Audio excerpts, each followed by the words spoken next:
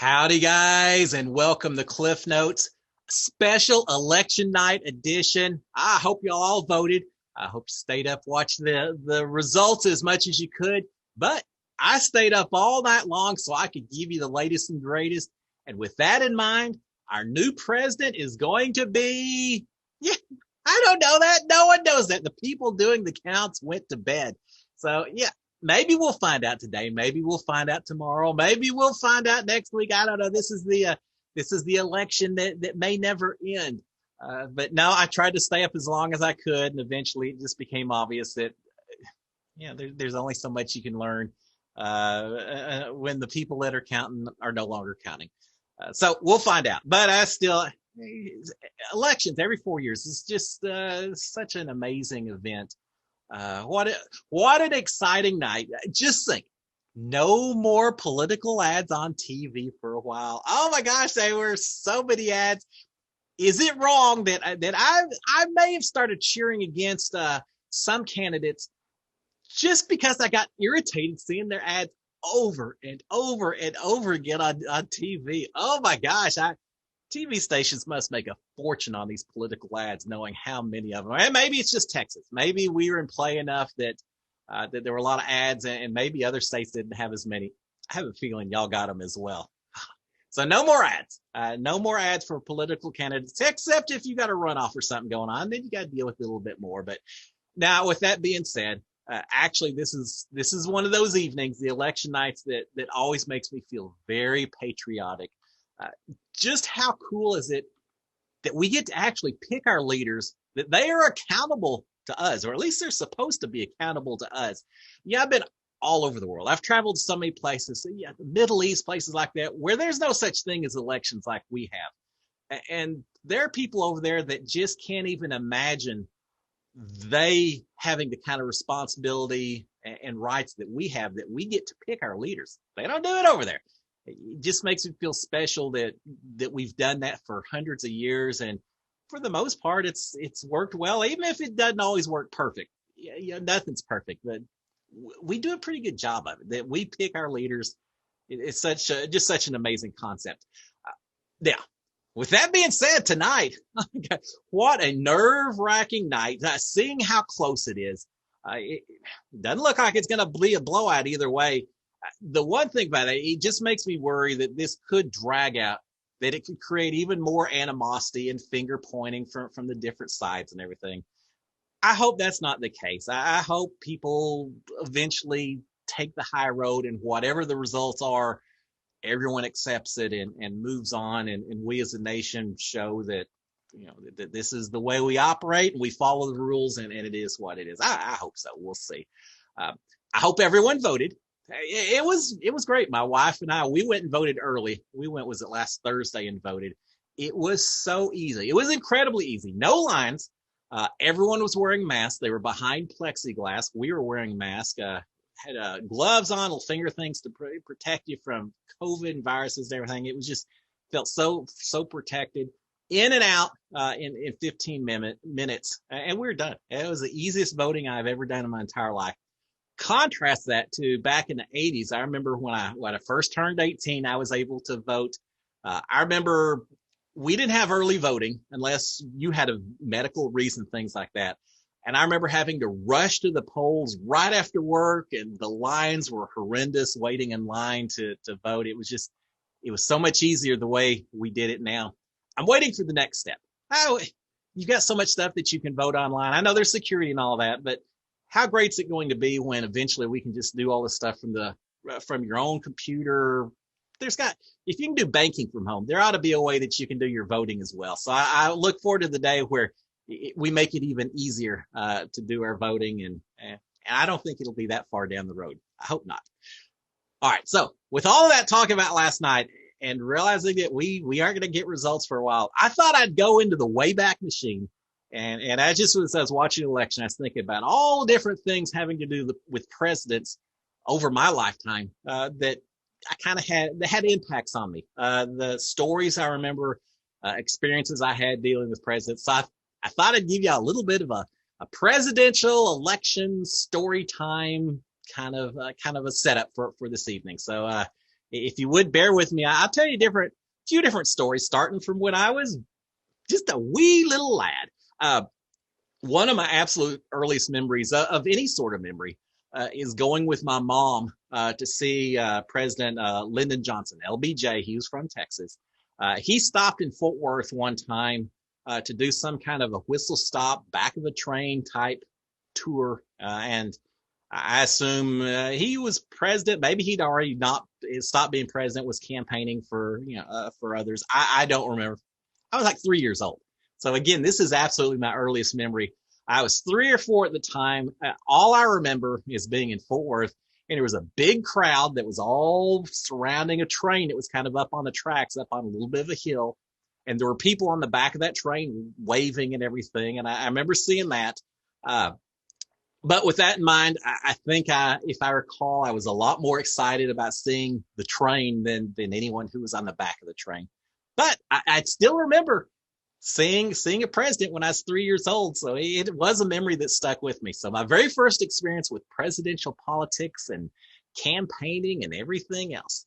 I also remember, it's been a few years later, I remember when I was 9 and my parents were listening. So this was 1974. When I was 9, my parents were listening to the radio in our car. They were listening to the news, and I wanted to listen to music or something. And normally we always would listen to music. Hey, we had 8-track tape players back then. We had 8-track tape players. But this time they were listening to the news, and I could tell it was very serious because they were both paying a lot of attention. I knew something was up. And so I asked them, I was like, what's going on? What is all this talking? That's when they told me that the president was quitting because he had lied about some stuff. He'd gotten caught doing some things he wasn't supposed to do. Didn't have a lot of details. I just, as a kid, you understood that, hey, yeah, you told a lie, you get caught to lie, now you're in a little bit of trouble, and he's having to quit as a result. That's how I learned about Richard Nixon and Watergate and all the politics that were taking place right around that period of the 70s. Was just watching my parents and hearing them and the radio and everything else. So we had that. All right, another story. The next big presidential moment, and this is one of these that just sticks with you forever. This was in 1981, so I was 15 at the time. I was in high school in Arlington, Texas. I was in my last class of the day, Spanish class, and the principal came over the intercom and said, "Everyone, I need to let you know, we just got a news report. President Reagan has been shot." And that hit all of us. I was old enough then to understand politics and implications and everything. And we heard that. We tried to continue on with class. The teacher did. Well, then the rumor started getting around that he wasn't just shot. He had died. That was it. He'd been assassinated. And I remember rushing home, seeing the clip of him getting shot over and over again. And it's just one of those, forever I'll remember sitting in that Spanish room and hearing the principal talking about that. And remember, this was back during the Cold War, when we in Russia were going at it with each other. And we were so worried for a while that maybe this was something that they were involved with, that this could involve some kind of a war type situation. And yeah, there were a lot of concerns about just what all was involved when he was shot and who was in charge at the time. And it was tough. I remember really, really worrying that any president had. I hear my parents talk about when Kennedy got shot. Everyone knows exactly where they were when they heard about that. I was the same way with Reagan. Just the idea that someone in our government had been attacked like that.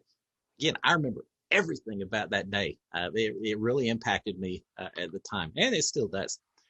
And then the next little presidential story. So we have Reagan in 1981. He survived, and I always remember he told a little joke when he was going into the surgery, and he looked up to the surgeons and said something like, "Oh, I hope y'all are Republicans," and they all laughed about it. So I hope if I ever get shot that I'm as good-natured about it when I'm getting wheeled into surgery as he apparently was.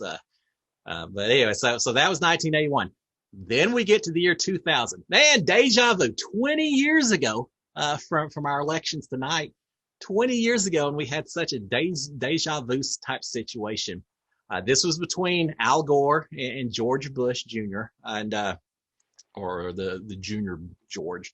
Uh, we knew it was going to be close. That was a tight. We knew it was going to be a tight election before that. I remember I was on a job in Columbia, and the taxi was driving me from the airport to my hotel. And the taxi driver was saying, "Hey, y'all's election. Who's going to win? Is it going to be Bush? Is it going to be Gore?" And I remember saying, "No one knows. It's so close. We don't have a clue. We just don't know."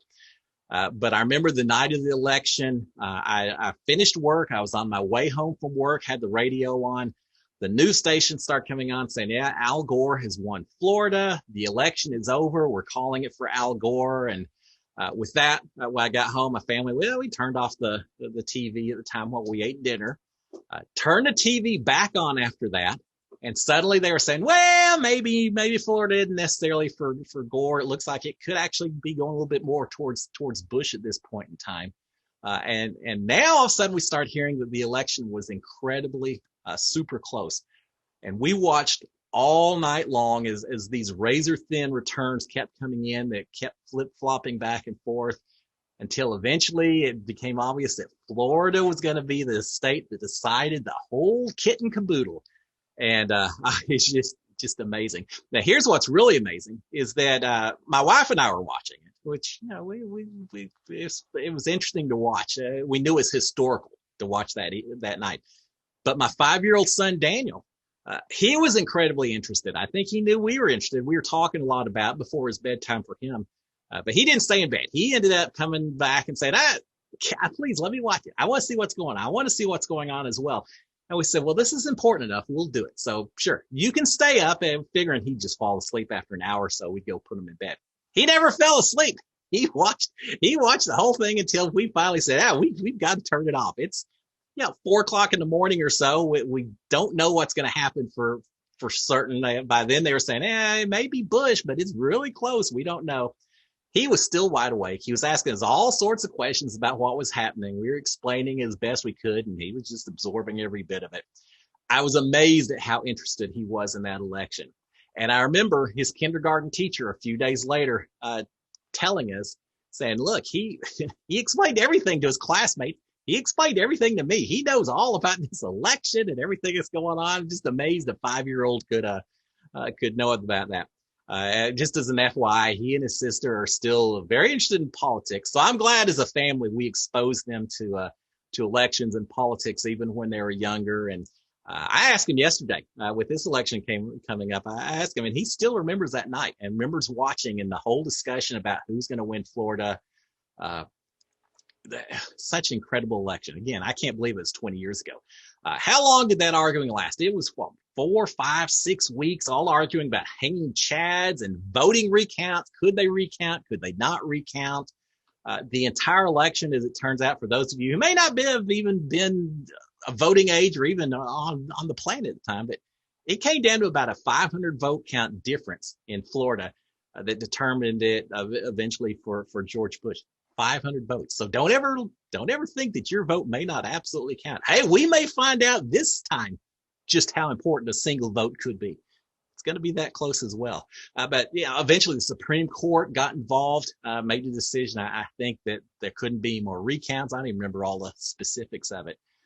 But the beautiful thing about it is after all of that arguing, so much back and forth, a winner was declared and everything was okay. The nation eventually moved on. Of course, we had 9/11 soon after, and it pulled us together the way, what a horrible event to pull us together, but it did. But we moved on from that. I hope we do the same thing with this election as well, because I think the next few weeks are going to be very interesting as we see arguing and legal threats and recounts and everything else that may be going on. So I really hope the same thing happens here. But I do worry that it's going to be a bit of a drawn out battle. But now, I'm sorry I don't have any news for y'all. If y'all were coming on thinking, Cliff, he knows everything. He'll tell you who won the election. Nah, not gonna be the case this time. So just like 20 years ago, we're all going to be waking up the next morning without a clue just who may be holding this election. But it certainly made for an interesting evening, a lot more than I had expected. So with that, guys, I'm going to call it a night. I'm going to wake up early and see if I have anything new once they start counting again. Y'all all, hey, thanks for voting. I hope all y'all voted, and we make a difference. Guys, y'all have a great one. SKD 143. Cheers, my friends. Bye.